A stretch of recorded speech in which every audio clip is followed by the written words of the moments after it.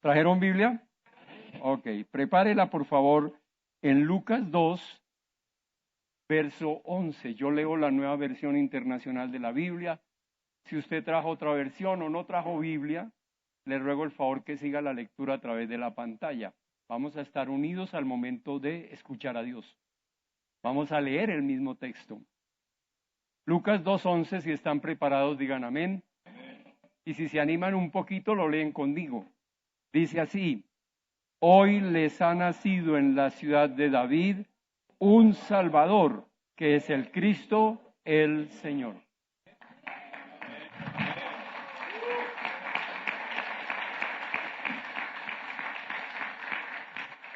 Padre, gracias por tu palabra. La palabra de un Dios que vive, que nos puede hablar, que lo hace con profundidad, pero con muchísima sencillez. Te agradecemos porque no necesitamos intérpretes para entenderte. No necesitamos ser doctores en teología para comprenderte. Tu palabra llega clara, precisa a nuestra mente y a nuestro corazón para transformar nuestro ser interior.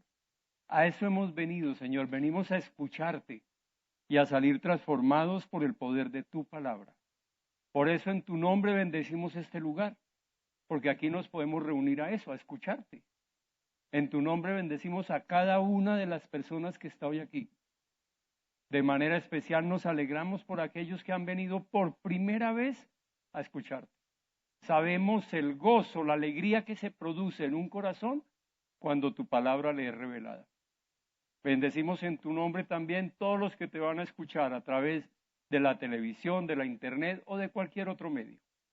Y Señor, como siempre te pido, usa mis labios, mi boca para predicar solo lo que tú nos quieres predicar hoy. En Cristo Jesús. Amén y amén. Hoy les ha nacido en la ciudad de David un Salvador. ¿Un qué? Que es Cristo el Señor. Si regresamos al verso 8 y leemos hasta el 11 del mismo Lucas 2, vamos a encontrar el contexto de ese versículo. Mire lo que dice en el verso 8. En esa misma región, está hablando de el nacimiento de Jesús.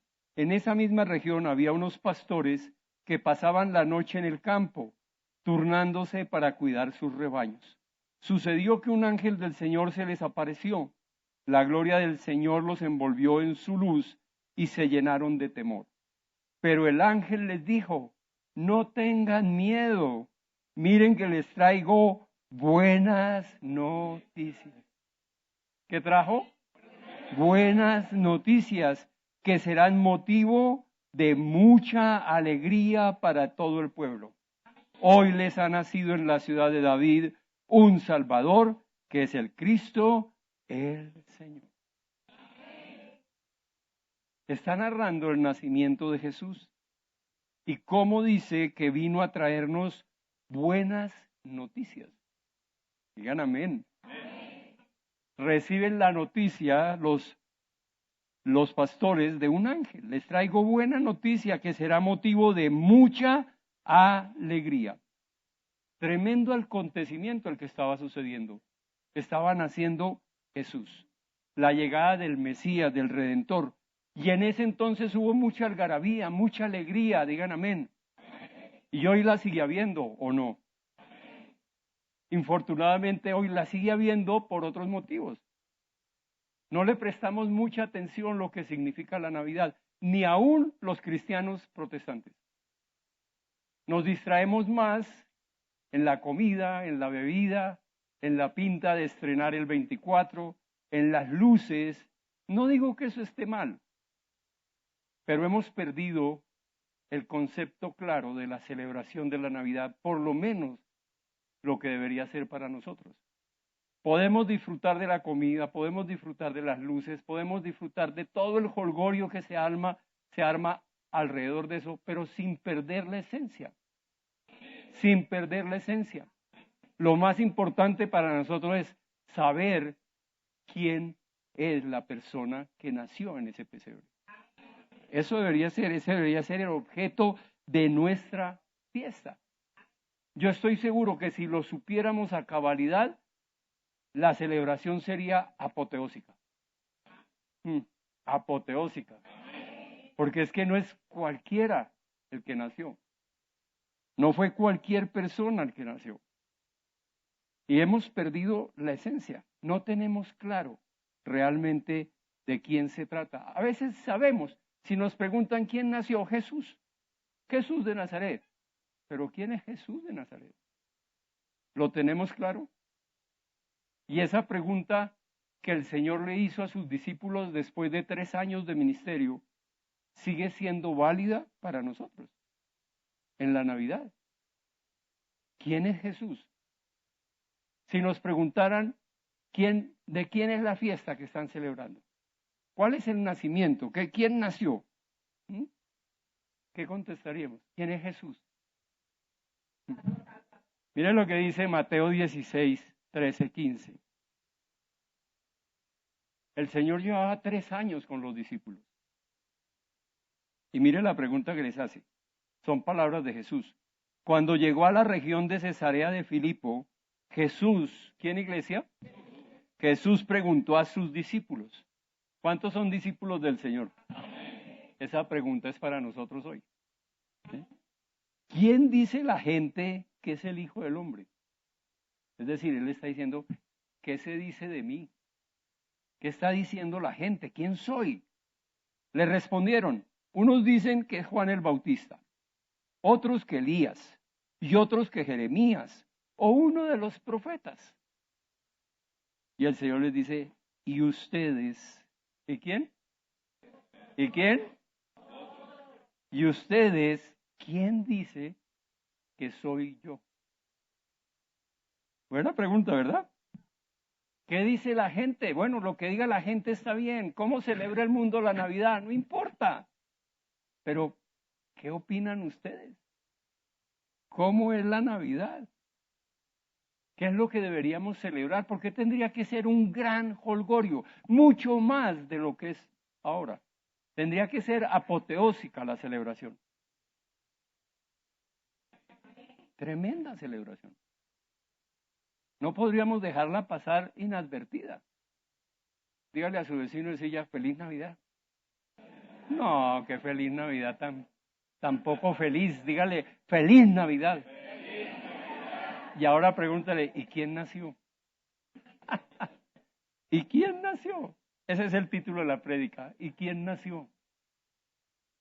Porque tenemos que sentar las bases para que cada día de nuestra vida sea una Navidad. Cada día celebremos lo que sucedió. Como decía Jenny en la oración, es que no es cualquier cosa. Ella citó a uno de los astronautas que estuvieron en la Luna. Y le dicen, qué gran acontecimiento del hombre. Eso fue apoteósico, que el hombre hubiera llegado y pisado la Luna. Y él dice, no, más apoteósico, más importante, es que el Dios eterno pisó la tierra. Eso debería llegarnos de alegría. Pero no suelta un amén tan fuerte porque se nos volvió costumbre, ¿sabemos? La pregunta es, ¿quién nació? ¿Quién es Él? ¿Cómo se presentó? ¿A qué vino? ¿Qué fue lo que hizo? ¿Por qué tuvo que venir? Vamos contestando preguntas. ¿Quién es Él? ¿Quién está en el pesebre? ¿Quién nació? Mire lo que dice Juan 1:14. Son palabras mayores. Hoy es una clase de cristología. Entonces vamos a aprender a conocer a nuestro Salvador. Juan 1:14. El Verbo se hizo hombre y habitó entre nosotros. Y hemos contemplado su gloria, la gloria que corresponde al Hijo unigénito del Padre, lleno de gracia y de verdad. Ahora, devuélvase un poquito al verso 1 para entender quién es el Verbo. Para que nos quede claro, no hay que entrar con explicaciones. Mire lo que dice, en el principio, estoy en el Juan 1:1. En el principio ya existía el Verbo. ¿Cuándo, iglesia? En el principio, ¿verdad? Ya existía, antes de todo ya existía. Y el Verbo estaba con Dios y el Verbo era Dios. El Verbo era Dios. Él estaba con Dios en el principio. Atención, iglesia. Por medio de Él, todas las cosas fueron creadas. Sin Él, nada de lo creado llegó a existir. En Él estaba la vida, y la vida era la luz de la humanidad. Esta luz resplandece en las tinieblas, y las tinieblas no han podido extinguirla. Entonces, ¿quién está en ese pesebre? ¿Quién está en esa pesebrera? Dios hecho hombre. Dios mismo.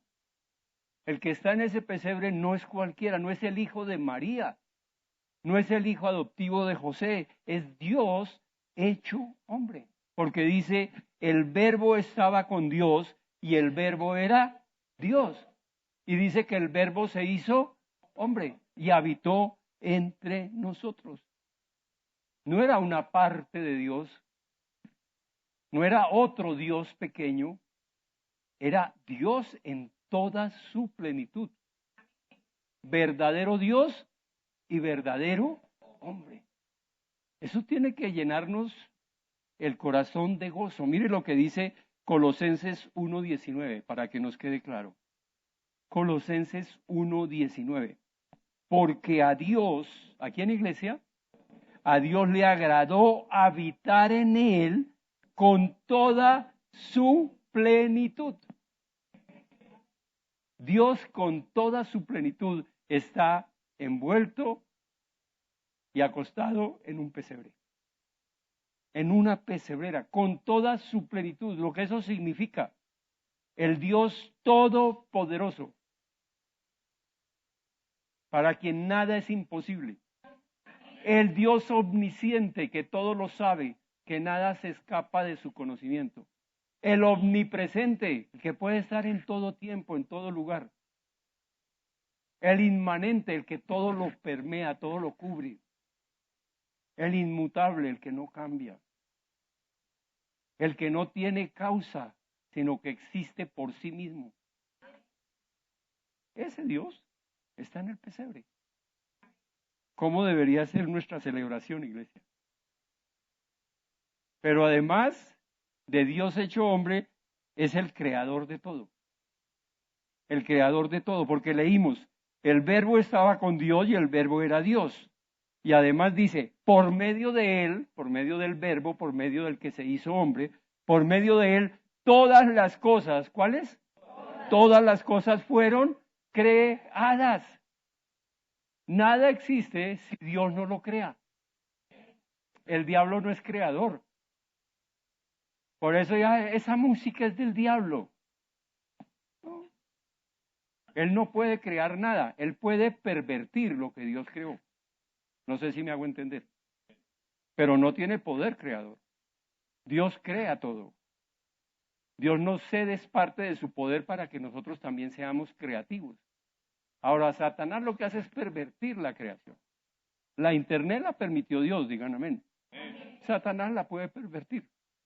Dios permitió la creación de la música. Satanás la puede pervertir. Pero nada de lo que existe, ni nosotros, ni nadie, ni nada, existe si no es por ese bebé que se llama el Verbo de Dios hecho hombre. Miren lo que dice Colosenses 1, 15, 16. Colosenses 1, 15, 16.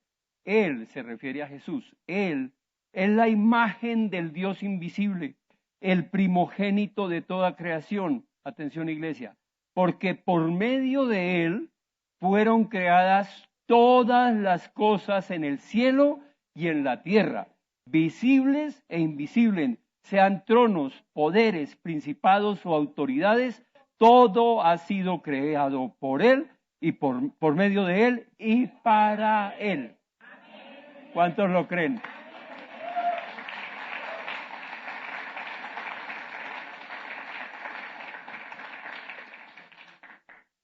Entonces no es cualquier personaje el que está en el pesebre. ¿Cómo sería nuestra celebración si nos acordáramos de todo esto? Que el que está en el pesebre es Dios en toda su plenitud. que el que está en el pesebre es mi creador. Es el creador de todo. ¿Cómo sería la celebración? ¿Cómo sería la fiesta? ¿Ustedes se gozan cuando cumple años su papá, su mamá, su esposo, su esposa, sus hijos? Imagínense celebrar el cumpleaños de Dios, el creador. Y además, el dueño de la vida. El dueño de la vida está en ese pesebre. Porque leímos, el verbo estaba con Dios y el verbo era Dios. Por medio de él todas las cosas fueron creadas. Y además dice, en él, en Jesús, estaba la vida. En él estaba la vida. Él no solo es el creador, sino que es el sustentador y el dador de la vida. Ustedes y yo respiramos porque Él nos concedió la gracia hoy de vivir. Y el que lo hizo fue ese bebé que estuvo en el pesebre hace más de 2000 años. El dador de la vida. Mire lo que dice Juan 14:6. Yo soy el camino, Juan 14:6. Yo soy el camino, la verdad y la, ya conmigo, la vida. Yo soy el camino, la verdad y la vida. En ese pesebre estuvo el dador de la vida. A Él le debemos la vida. Cada día que despertamos, cada hora que podemos respirar, es gracias a lo que Él nos da. A lo que Él nos da. No es gracias a su médico. No es que usted y yo somos muy buena gente y entonces nos merecemos vivir. No. Es porque a Dios le place darnos la vida. Pero además, es la luz eterna. Como cantaba la alabanza, ¿no es cierto? Cambió y llenó de color la tiniebla, ¿no es cierto? Esa decía la canción. Porque a veces cantamos y ni siquiera nos damos cuenta de lo que cantamos. Pero ellos estaban cantándole a Jesús diciendo cómo Él, la luz, convierte las tinieblas en un tremendo paisaje. Mire lo que leímos. Leímos, el verbo estaba con Dios y el verbo era Dios. Por medio de Él todas las cosas fueron creadas y en Él estaba la vida. Pero además dice, y la vida era la luz de la humanidad. ¿No se alegran con eso? Él vino a convertir las tinieblas en luz. No sé si han leído el Génesis 1. ¿Recuerdan? El Génesis 1 está la creación. Y dice que al principio todo era un caos total. ¿Era un qué? Caos total. ¿Y por qué era un caos total? Porque había tinieblas. ¿Había qué? Tinieblas. Y el Señor dice, hágase. ¿Hágase qué? Porque es lo primero que crea, la luz. Porque en las tinieblas no hay sino caos. Usted no puede organizar un cuarto oscuro. Es muy complicado. Usted no va a saber dónde tiene los calzoncillos tirados. Bueno, usted no los tira, soy yo el que los tira, pero... En las tinieblas no hay orden. Y ese bebé en el pesebre es la luz. La luz que transforma esas tinieblas en luz admirable. Mire lo que dice Juan 8 tal vez. ¿Sí? Ya lo tenía tal vez, lo borré. Juan 8:12, por favor. Juan 8:12. Son palabras de Jesús. Una vez más, Jesús se dirigió a la gente y les dijo, yo soy la luz del mundo. El que me sigue, ¿cuántos siguen a Jesús en este lugar? No andará en tinieblas, sino que tendrá la luz de la vida. Eso merece un mejor aplauso, ¿no cree?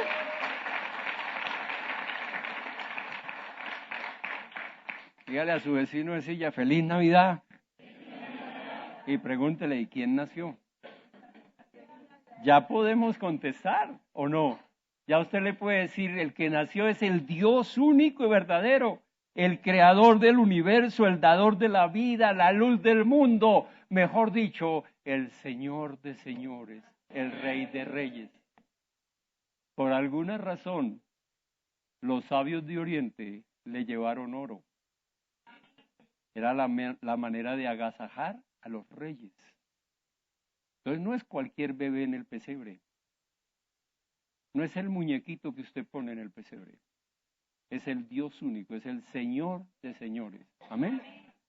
De aquí en adelante celebre la Navidad sabiendo que ese bebé no tiene igual. Es el único, es el verdadero, el gran acontecimiento.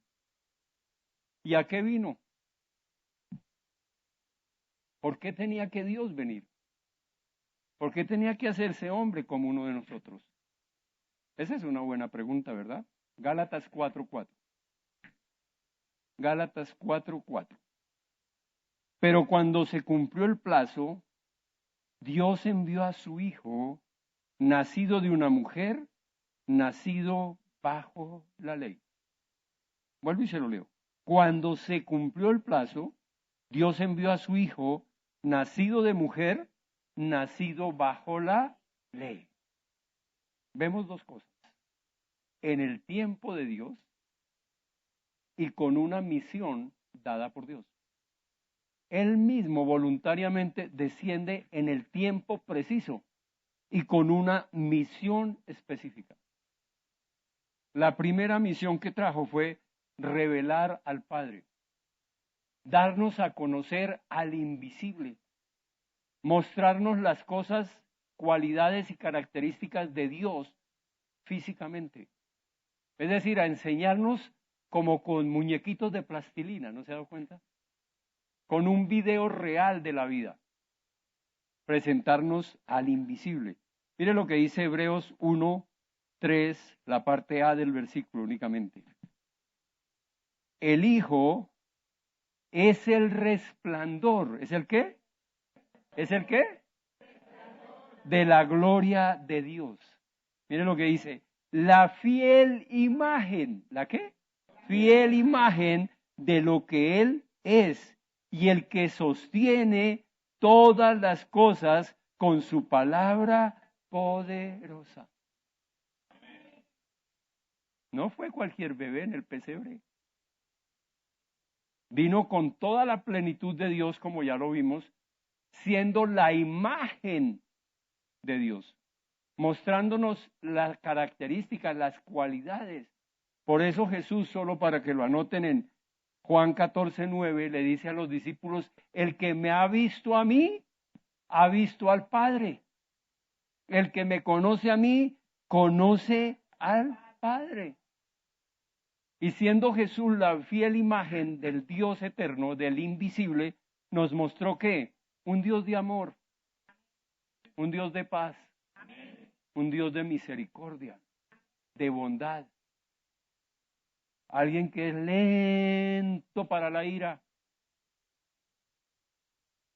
¿O le parece poco la escena de la adúltera a los pies del Señor? El santo, santo, santo.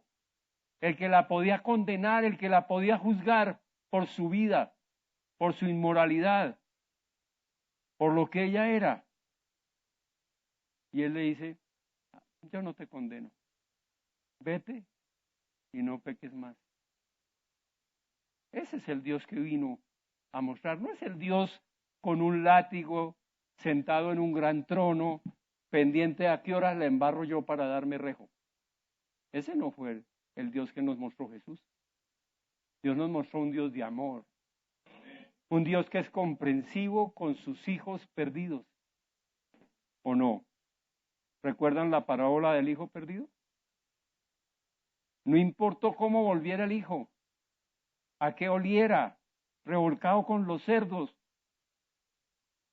habiendo malgastado todo, y dice que el padre corrió y lo abrazó. Ese es el Dios que vino a mostrarnos Jesús, digan amén. Vino a mostrarnos, a revelarnos lo que es el Dios invisible. Un Dios que no nos dejó tirados, sino que se acercó por nosotros. Digan amén. Porque también vino a redimir a la humanidad. El Señor intentó de muchas formas, con muchos personajes bíblicos, encontrar la persona que pudiera pagar la deuda por la humanidad. Y no fue posible. Creó a Adán, llamó a Abraham, luego a Noé. Ninguno dio la medida, todos fallaron. El único que pudo hacerlo fue él mismo en la persona de Jesús. No había otra forma. Segunda de Corintios 5:21. Al que no cometió pecado, es decir, el Señor Jesús, dice que pasó por la tierra 33 años tentado en todo. ¿Tentado en qué? En todo, pero sin pecado. Pero dice, al que no cometió pecado alguno, por nosotros. ¿Por quién, iglesia? Por nosotros, Dios lo trató como pecador para que en él recibiéramos la justicia de Dios. No, creí que se iba a caer la carpa con el amén. ¿No les interesa que Jesús pagó la deuda? Iglesia, nosotros estábamos destituidos de la presencia de Dios. No podíamos ni siquiera orar con Dios. No había forma de acercarnos a Dios. Piensen esto, Dios nos crea a su imagen y semejanza. Imagínense el privilegio que tenemos, que fuimos creados a imagen y semejanza de Dios. Y nosotros dañamos la imagen, la deterioramos, la opacamos con el pecado. Y no había forma de restaurarla. No pudo Abraham, no pudo Noé, no pudo ninguno de los antiguos. Solo ese bebé en el pesebre viene, vive como Jesús el Salvador y va y paga por nosotros. Nuestra paga era la muerte. Nuestra paga era la muerte. Quien hemos debido estar en el madero éramos nosotros, no él, porque él no pecó. Mire lo que dice Colosenses 2, 13, 14. Antes de recibir esa circuncisión, está hablando de la circuncisión del corazón por el perdón. Ustedes, ¿quién es iglesia? Estaban muertos en sus pecados. Esa era nuestra situación. Sin embargo, diga conmigo, sin embargo, Dios nos dio vida en unión con Cristo al perdonarnos todos los pecados y anular la deuda que teníamos pendiente por los requisitos de la ley. Él anuló esa deuda que nos era adversa clavándola en la cruz.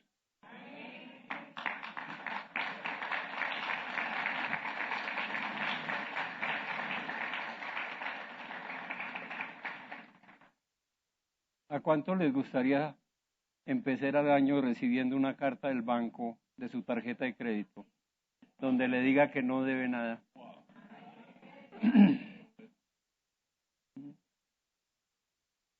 Eso fue lo que hizo Jesús con nuestra deuda, era la muerte. Estábamos muertos en pecado.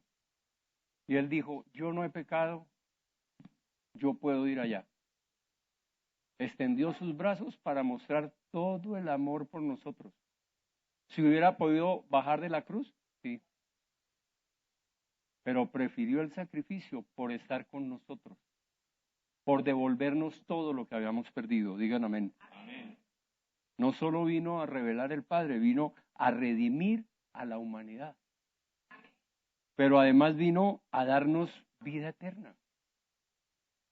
No solo pagó la deuda, sino que nos garantizó la vida eterna. Es decir, nos libró de la muerte eterna. La muerte eterna es la separación eterna de Dios. La vida eterna es la vida con Dios. Digan amén. Juan 3:16. Porque tanto amó Dios al mundo. Juan 3:16. Porque tanto amó Dios al mundo que dio a su Hijo unigénito para que todo el que cree en Él no se pierda, sino que tenga vida eterna.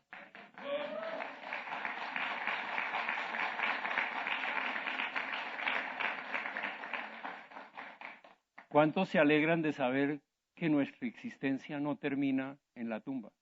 Amén.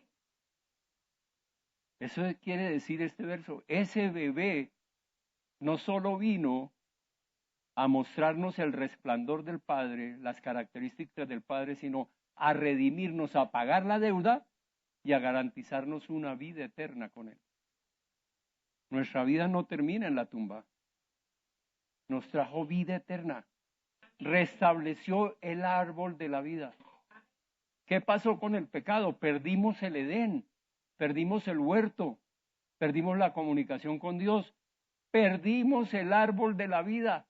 Recuerda que el Señor expulsó a Adán y le puso ángeles, arcángeles alrededor del árbol para que no pudiera volver. Luego íbamos a morir eternamente.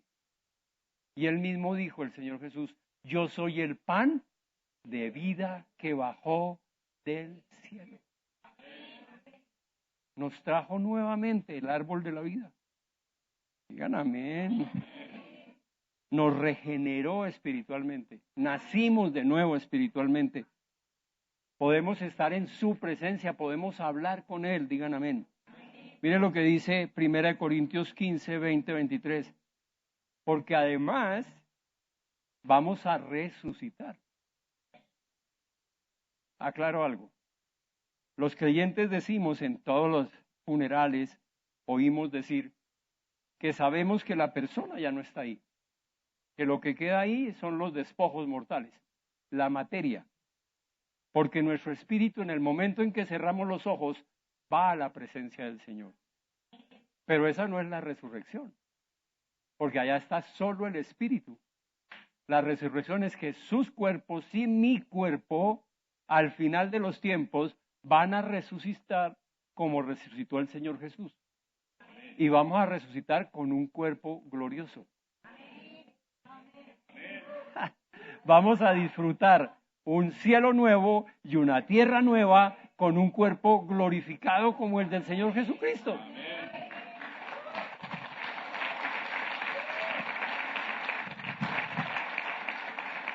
Primera de Corintios 15, 20, 23. Lo cierto es que Cristo ha sido levantado de entre los muertos. Ese bebé en el pesebre no lo pudo matar Herodes. No lo pudo seducir Satanás. Y no lo pudo contener la tumba. ¿Qué personaje o no? ¿Ah?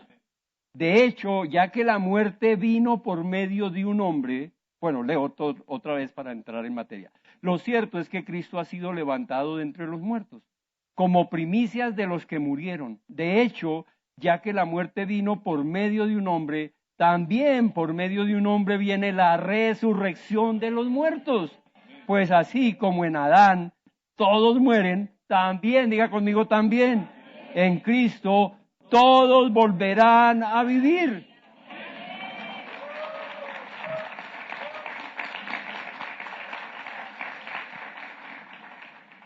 Oiga, y ese bebé que nació en ese pesebre, que no lo pudo matar Herodes, que no lo pudo seducir Satanás, que no lo pudo contener la tumba, un día va a volver. Y va a volver como Rey de Reyes y Señor de Señores. Y la segunda venida se inicia con lo que conocemos como el rapto de la iglesia. Grábese esa palabra, el rapto de la iglesia. Quiere decir que la segunda venida se inicia porque la iglesia desaparece. Cada uno de nosotros se va con el Señor. Los que estemos vivos, por supuesto. Y los muertos en Cristo van a resucitar. Eso es lo que está diciendo. Amén. Ese bebé vino a traer resurrección.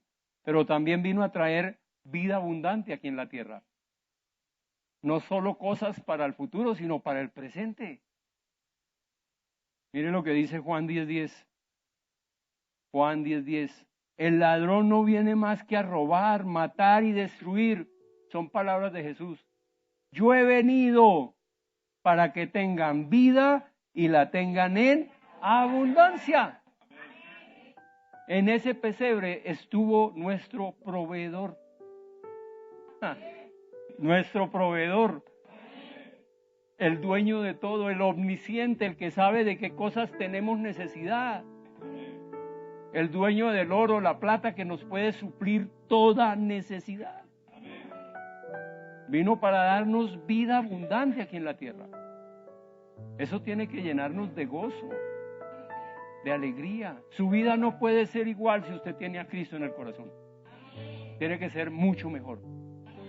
Tendrá paz, tendrá alegría, tendrá amabilidad, tendrá bondad, digan amén. Tendrá paciencia. Vamos a dar mucho fruto, lo dijo el Señor Jesús, Juan 15:5, la parte A del verso. Juan 15:5, la parte A del verso. Palabras de Jesús: yo soy la vid y ustedes son las ramas. El que permanece en mí, ¿el que qué? Grabe esa palabra, permanece. Diga conmigo, permanecer. No es visitar de vez en cuando. Permanecer, tener intimidad con Jesús. El que permanece en mí como yo en él, dará mucho fruto. ¿Cuánto fruto? Mucho. Dígale a su vecino, feliz Navidad. ¿Y quién nació? El Rey de Reyes y Señor de Señores, digan amén. ¿Y a qué vino?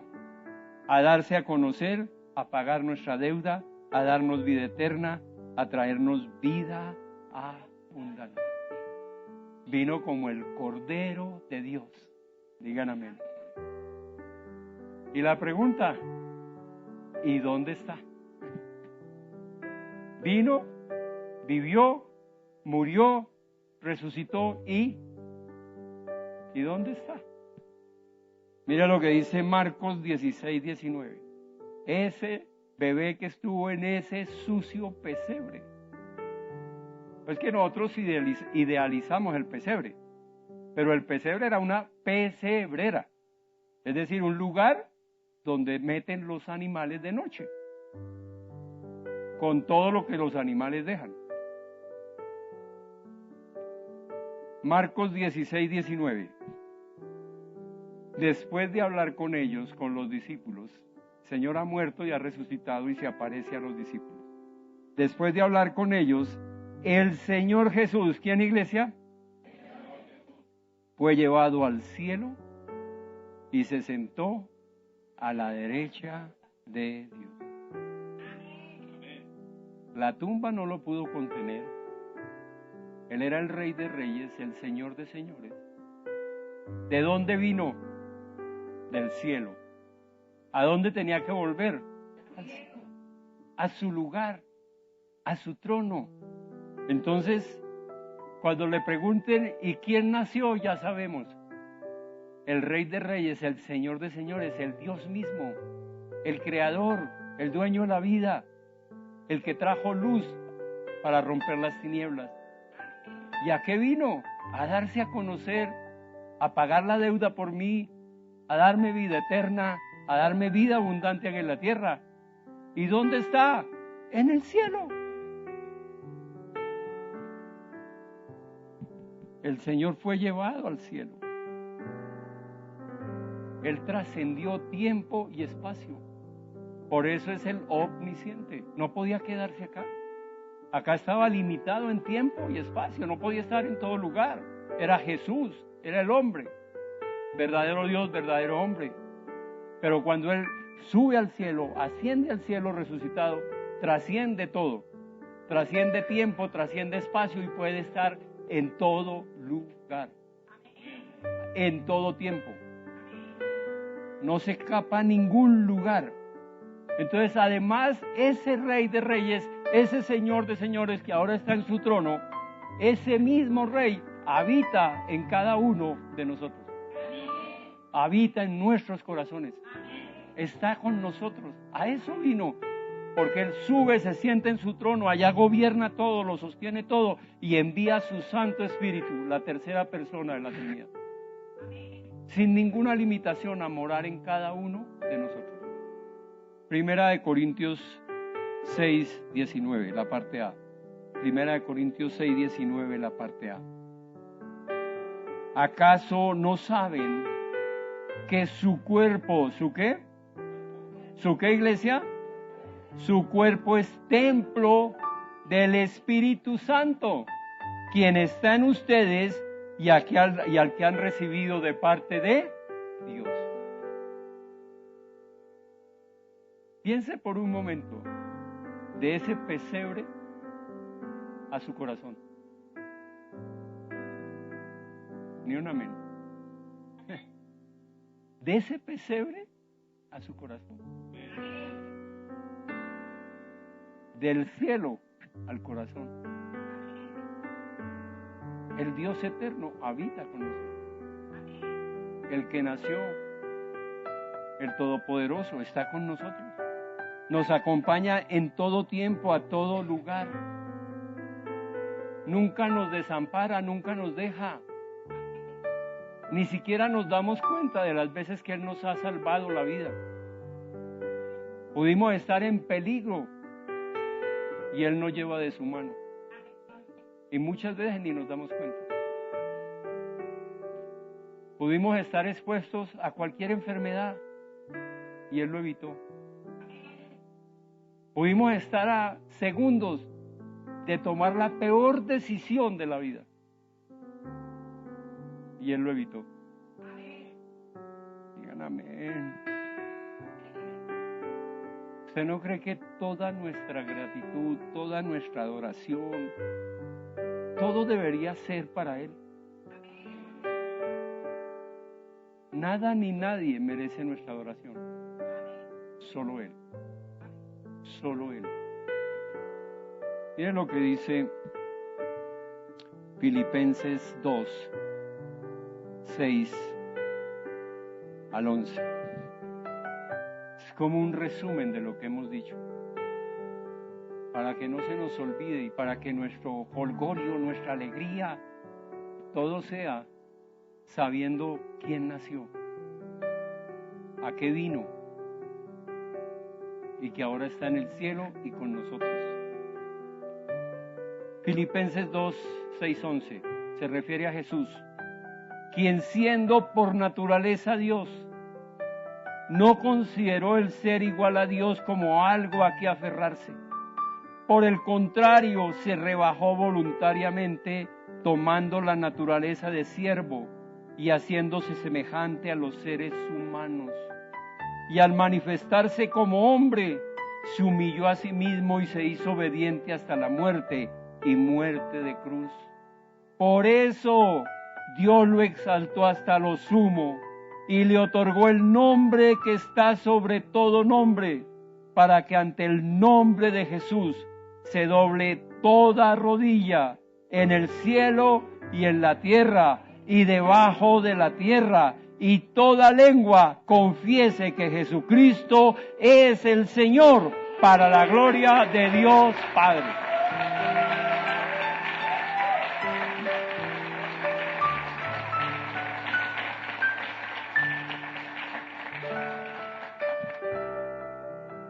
Dígale a su vecino así ya, ahora sí, feliz Navidad. Dígale, ya sé quién nació, ya sé quién es Él, ya sé a qué vino y ya sé a dónde está. ¿Quién cree que Dios hablaba a su corazón? Cierre sus ojitos, se va a concentrar un poquito mejor. A quien anhela saber quién es Jesús. No tengas miedo, mira que te traigo buenas noticias que te serán motivo de mucha alegría. Ha nacido en la ciudad de David un Salvador, que es el Cristo, el Señor. Por medio de Él todas las cosas fueron creadas. Sin Él nada de lo creado llegó a existir. En Él estaba la vida, y la vida era la luz de la humanidad. Esa luz resplandece en las tinieblas, y las tinieblas no han podido extinguirla. Jesús es el camino, la verdad y la vida. Nadie llega a mí sino por medio de Él. Mi Hijo es el resplandor de mi gloria, la fiel imagen de lo que yo soy, y el que sostiene todas las cosas con su poderosa palabra. Yo te doy vida en unión con Cristo. Él anuló la deuda que te era adversa, clavándola en la cruz. Jesús no consideró el ser igual a mí como algo a que aferrarse. Por el contrario, se rebajó voluntariamente, haciéndose semejante a ti. Se humilló a sí mismo y se hizo obediente hasta la muerte. Por eso yo lo exalté hasta lo sumo y le otorgué el nombre que está sobre todo nombre, para que ante el nombre de Jesús se doble toda rodilla en el cielo y en la tierra y debajo de la tierra, y toda lengua confiese que ese Jesucristo es el Señor. Quien te ama, Dios